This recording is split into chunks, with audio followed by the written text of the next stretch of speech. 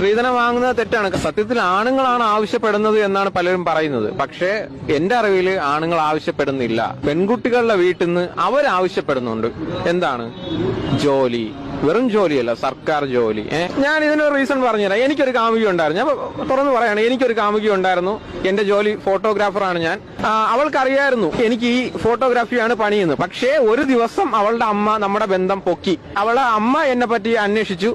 അപ്പൊ അവര് പറഞ്ഞു, അവനൊരു ഫോട്ടോഗ്രാഫറാണ്, അവന്റെ കയ്യിൽ പൈസയൊന്നും കാണത്തില്ല, അവൻ ചിലപ്പോ നിന്നെ നോക്കിയില്ലെങ്കിലോ ചിലപ്പോ നിന്നെ കൊണ്ടുപോയി കൊന്നാലോ അവന്റെ അടുത്ത് പോയി ഒരു സർക്കാർ ജോലി വാങ്ങിച്ചോണ്ട് വാ, നിന്നെ കെട്ടിച്ച്. അത് എവിടത്തെ മാന്യത?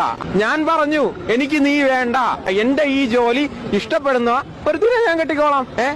നിന്റെ അമ്മയ്ക്ക് സർക്കാർ ജോലിയാണ് വേണമെങ്കിൽ നിന്റെ അമ്മ വേറെ ആരടുത്തെങ്കിലും പോയി കെട്ടാൻ പറയേ. സർക്കാർ ജോലിയുള്ള ഇനിയും പോവാലോ. ഞാൻ ചോദിച്ചു, നിന്റെ അച്ഛന് സർക്കാർ ജോലി ഉണ്ടാ? ഇല്ല. പിന്നെ എന്തിന് എനിക്ക് സർക്കാർ ജോലി വേണമെന്ന് അവർ ആവശ്യപ്പെടുന്ന?